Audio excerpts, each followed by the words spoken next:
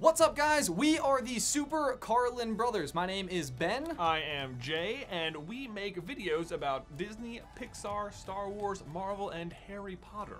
So I studied communications in college. I did mass communication at Virginia Tech, and I actually started doing YouTube then in like 2009, but I had my own personal channel called John Carlin. After college, though, I sort of set that aside. I had a real job. I worked as a marketing person at a concert venue for like event marketing, and I did that for 5 years, but at about the second year is when we started SuperCarlinBrothers. So I was sort of doing that full-time day job, and then I would come home at night and immediately sit down and start writing a script, and then we'd have to shoot and edit it. Right. And everything all in one night. In the beginning, it was very much like I don't even think you could call it a side hustle. Like, the other thing that we did. Yeah, the it wasn't a job. hustle because we weren't making any money. Exactly.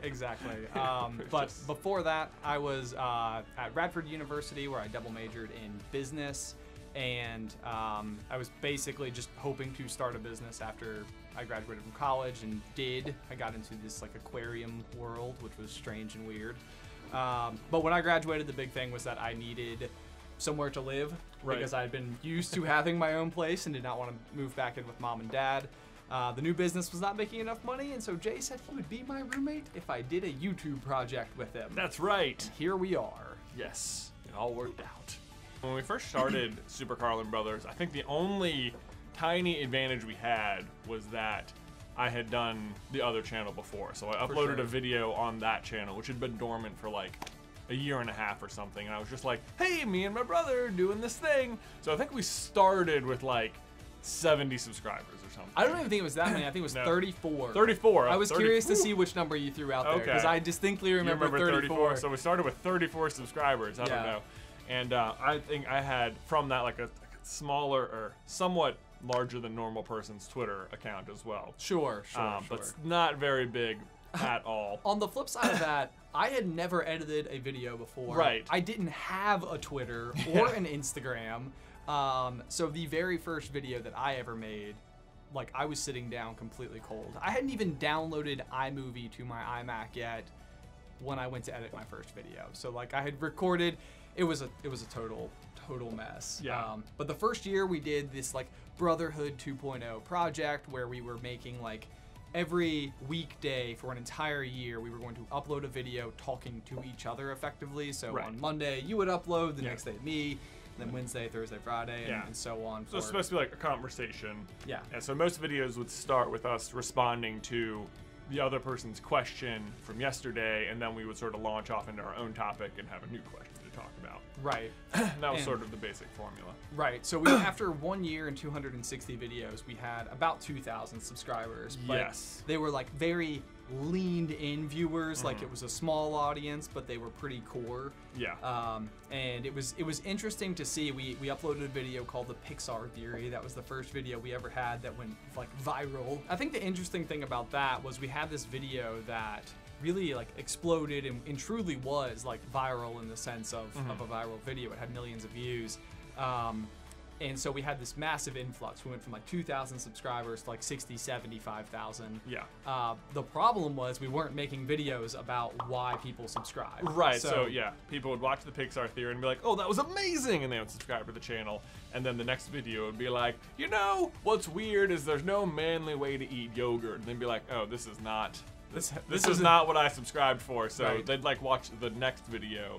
So yeah, we were getting like the same number of views at 75,000 subscribers as we were at like 5,000 yeah, subscribers. 2, 3, 4,000, yeah. So it wasn't really growing in views until we, every now and then we would find like a fun Disney theory or Star Wars theory or something. And if we talked about that, sure enough, whoosh, people significantly came. more views. Yeah. Very quickly we found that the project was actually something. Yeah, like we started getting subscribers just by the 1,000 on a daily basis. Yeah. And very quickly you were able to then like go full time with it. Yeah, quit my job in 2015. Yep, in October. And then you did it in like October 2016. Yep. And then 2017 we hired an editor. 2018 we hired, I guess, I don't know, producer. Jane of all trades is what we call it. Our executive producer maybe is a good way to describe it. So Yeah, it's really just like once we committed to like this style of content, it just went. Yeah, it just went. The first video I remember when we like officially switched was called the top 5 snubbed Disney princesses. Yeah, that was the start of us being authorities on Disney princesses. That was great. That was huge. Someone needed to be. I mean, you know, it happened. They left it out there. Yeah, we took it. One of the big things, like with this particular industry, is that like it's incredibly lucrative, but also incredibly volatile. So you really need to find a way, if you're going to have it be like your career, ways to kind of like diversify your income portfolio, if you will.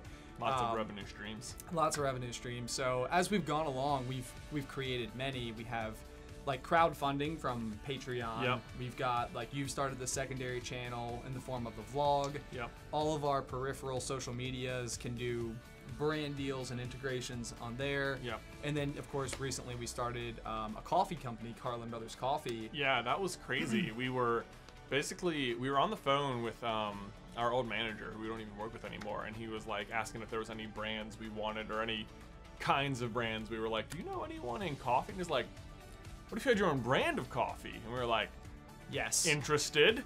And we met up with this guy who makes this really cool coffee out of Orlando, Florida, and we went down and designed logos and built the website and tried so many cups of coffee that day. So we many were cups. like We shaking, curating our own special blend. Yes. But yeah, so now we've got, you know, like in addition to just like basic merchandise, t-shirts and things like that for the channel.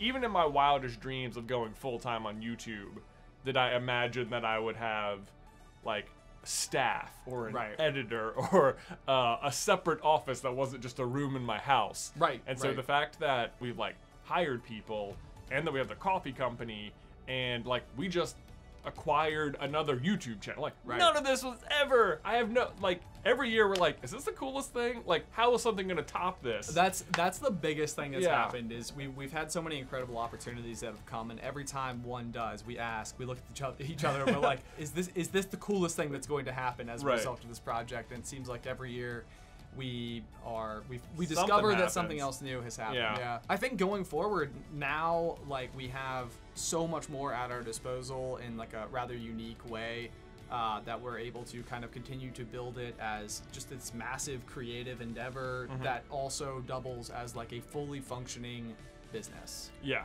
You know, nobody has ever made a full lifelong career out of being a social media person, and so I would say our quest is to be amongst the first to do that.